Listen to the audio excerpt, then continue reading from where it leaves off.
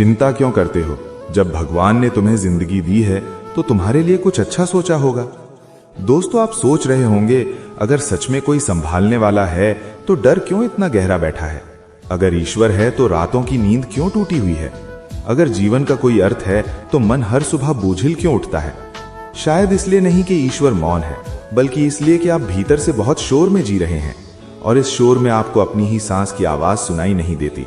ईश्वर की पुकार कहां से सुनेगी? आज मैं आपसे कोई कहानी नहीं कहने आया हूं, मैं आपसे कोई मीठा आश्वासन भी नहीं दूंगा। आज बात कठोर होगी, क्योंकि सत्य हमेशा कठोर होता है, और जो बात आपको भीतर से झकझोर न दे वो भक्ति नहीं, सिर्फ आदत बन जाती है। आप कल के बारे में इतना सोचते हैं मानो कल आपका नौकर हो और आज कोई बोझ। आप भविष्य को अपने कंधों पर ऐसे लादे घूमते हैं जैसे सृष्टि का पूरा भार सिर्फ आपको ही उठाना है। जरा ठहरिए, एक ईमानदार सवाल पूछिए अपने आप से, क्या आपने सच में आज तक कुछ भी अकेले संभाला है? आपकी धड़कन आपने चलाई? आपकी सांसें आपने तय की?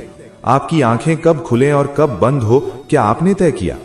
फिर भी आप कहते हैं कल मैं कैसे संभालूंगा। यह अहंकार नहीं तो और क्या है, कि जो शक्ति आपको एक पल में जीवित रखे हुए हैं उस पर कल के लिए आपको भरोसा नहीं। ईश्वर को आप मंदिरों में ढूंढते हैं, तस्वीरों में सजाते हैं, नामों में बांटते हैं, लेकिन भरोसे में नहीं रखते। भरोसा सबसे कठिन तपस्या है। पूजा आसान है, भरोसा कठिन, क्योंकि पूजा में आप नियंत्रण में रहते हैं और भरोसे में आपको झुकना पड़ता है।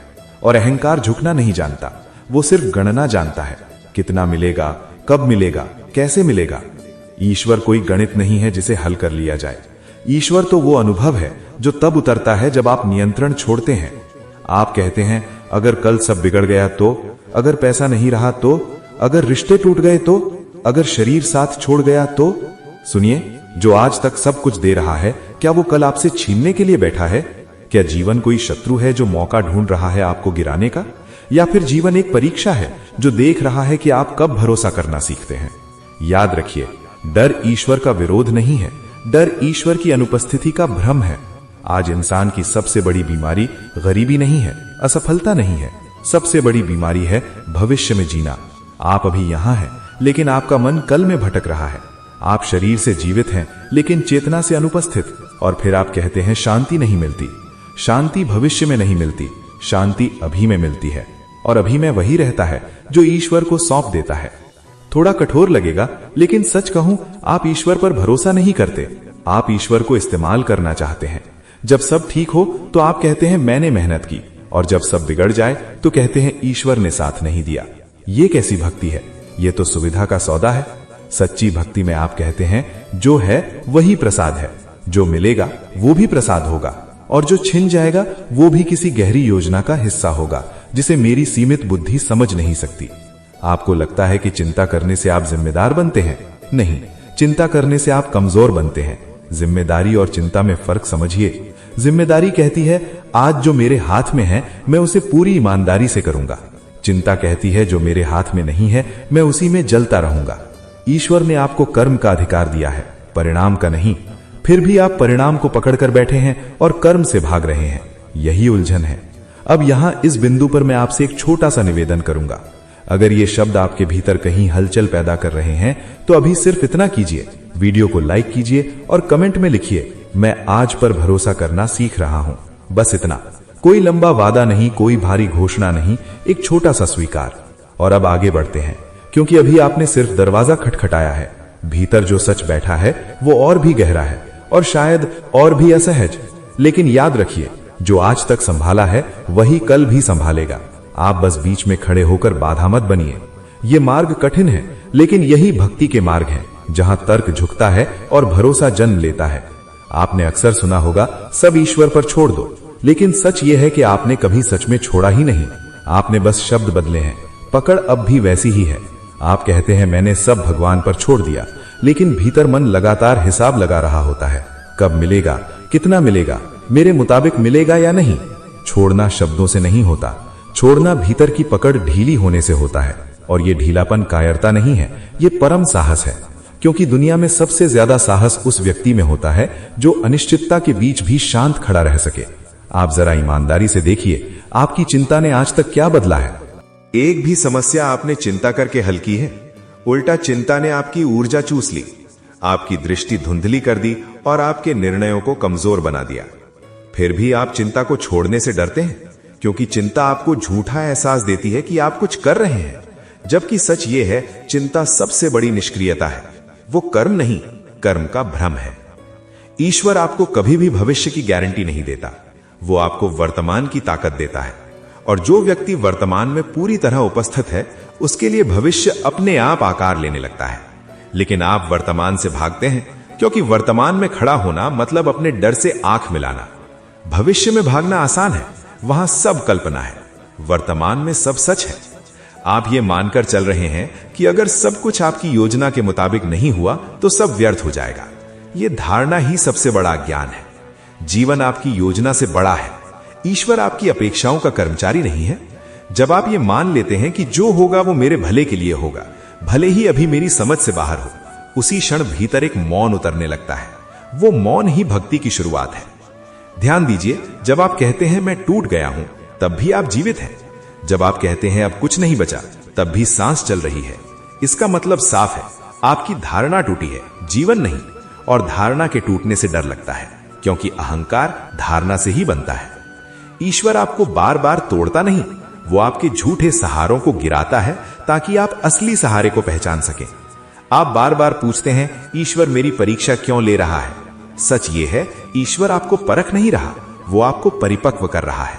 परीक्षा में असफलता होती है, परिपक्वता में गहराई आती है, और गहराई बिना दर्द के नहीं आती। जिस मिट्टी को गहराई से खोदा जाता है, वही सबसे उपजाऊ होती है। लेकिन आप चाहते हैं बिना खोदे फल आ जाए, यह संभव नहीं। एक बात और, आपको लगता है कि भरोसा करने का मतलब हाथ पर हाथ रखकर बैठ जाना है। यह बहुत बड़ा भ्रम है। भरोसा आलस्य नहीं है। भरोसा तो कर्म को और तीखा बना देता है, क्योंकि तब कर्म डर से नहीं, समर्पण से होता है। आप पूरी ताकत से काम करते हैं, लेकिन परिणाम से चपकते नहीं। यही संतुलन है, यही भक्ति का व्यवहारिक रूप है। आज दुनिया में लोग इसीलिए टूटे हुए हैं, क्योंकि वे नियंत्रण चाहते हैं, सहयोग नहीं। वे जीवन के साथ लड़ रहे हैं, जीवन के साथ बह नहीं रहे। नदी से लड़कर कोई तैरना नहीं सीखता। जो नदी को समझ लेता है, वही पार पहुंचता है। ईश्वर नदी की तरह है। आप जितना विरोध करेंगे, उतना थकेंगे। जितना समझेंगे, उतना सहज बहेंगे। अब मैं आपसे एक सीधा सवाल पूछता हूं, अगर कल सब छिन भी गया, तो क्या ईश्वर छिन जाएगा? अगर जवाब नहीं है, तो डर किस बात का है? और अगर जवाब हां है, तो फिर आपने ईश्वर को वस्तु बना लिया है, सत्य नहीं। ईश्वर कोई बीमा पॉलिसी नहीं है, वो चेतना है, और चेतना कभी समाप्त नहीं होती। इसलिए सुनिए, कल की फिक्र मत कीजिए। इसलिए नहीं कि कल आएगा ही नहीं, बल्कि इसलिए कि जब कल आएगा तो वही शक्ति आपके साथ होगी जो आज है। आपने आज तक हर कठिन दिन पार किया है, तब भी जब आपको लगा था कि अब नहीं हो पाएगा, फिर भी हो गया। ये संयोग नहीं है, ये संकेत है। संकेत उस अदृश्य व्यवस्था का जो शोर नहीं मचाती, बस संभालती है। अभी और बहुत कुछ बाकी है, इसलिए ध्यान से सुनिए। डर तब तक बना रहता है जब तक आप ये मानते रहते हैं कि जीवन आपके खिलाफ है। जिस दिन ये समझ आ जाता है कि जीवन आपके साथ है, उसी दिन डर की जड़ सूखने लगती है। ईश्वर आपको कभी चोट नहीं पहुंचाता, वो सिर्फ आपको वो छीनता है जिससे आप चिपक गए हैं, और चिपकाव हमेशा पीड़ा देता है। आप दुख से नहीं टूटते, आप अपेक्षा से टूटते हैं। आप सोचते हैं अगर भरोसा कर लिया और सब गलत हो गया तो? यह सवाल ही गलत दिशा से आता है। भरोसा कोई शर्त नहीं है कि सब सही ही होगा। भरोसा यह स्वीकार है कि जो भी होगा उससे मैं टूटूंगा नहीं। यही असली शक्ति है। जो व्यक्ति भरोसे में जीता है, उसे जीवन झुका नहीं सकता, क्योंकि वो पहले ही झुक चुका है। और जो झुकना सीख गया, उसे तोड़ना असंभव है। आपने कभी गौर किया है, जब सब कुछ आपके हिसाब से चलता है, तब आप ईश्वर को याद भी नहीं करते, और जब जरा सा नियंत्रण हाथ से निकलता है, तब आप कहते हैं, हे भगवान। इसका मतलब साफ है, आप ईश्वर को अंतिम उपाय मानते हैं, आधार नहीं। भक्ति अंतिम उपाय नहीं होती, भक्ति जीवन की नींव होती है। नींव दिखती नहीं, लेकिन वही सब संभालती है। आज इंसान का मन इतना भारी इसलिए है क्योंकि वो हर बोझ खुद उठाना चाहता है। वो कहता है मैं सब संभाल लूंगा, लेकिन ये मैं ही तो सबसे बड़ा बोझ है। जिस दिन ये मैं थोड़ा हल्का होता है, उसी दिन जीवन हल्का हो जाता है। ईश्वर कोई बाहर बैठा हुआ सहारा नहीं है, वो आपके भीतर की वही शांति है जो तब प्रकट होती है जब आप हार मान लेते हैं, लेकिन जीवन से नहीं, अहंकार से। समझिए इस बात को, ईश्वर से लड़कर कोई मजबूत नहीं बनता। मजबूत वो बनता है जो ईश्वर के साथ खड़ा होता है। और ईश्वर के साथ खड़ा होने का अर्थ है जो है उसने पूरी ईमानदारी से स्वीकार करना। स्वीकार कमजोरी नहीं है, स्वीकार तो सबसे ऊंची चेतना है। जो स्वीकार कर लेता है वही बदल सकता है, जो विरोध करता है वो और थकता है। आप बार बार पूछते हैं आखिर कब सब ठीक होगा। यह सवाल भी मन की चाल है, क्योंकि ठीक की आपकी परिभाषा बहुत छोटी है। जीवन की दृष्टि से जो टूट रहा है वो भी ठीक हो रहा है, जो जा रहा है वो भी जगह बना रहा है। लेकिन आप सिर्फ वही देखना चाहते हैं जो आपकी सुविधा में हो। ईश्वर सुविधा नहीं देता, ईश्वर विस्तार देता है। अब एक बात बहुत साफ समझ लीजिए, भरोसा कोई भविष्य की व्यवस्था नहीं है, भरोसा वर्तमान की अवस्था है। जब आप इस क्षण में पूरे हैं, शांत हैं, ईमानदार हैं, तब भविष्य अपने आप सही दिशा पकड़ लेता है। लेकिन आप भविष्य को सुधारने के चक्कर में वर्तमान को जहर बना लेते हैं और फिर कहते हैं जीवन कड़वा हो गया है। जीवन नहीं, आपकी पकड़ कड़वी हो गई है।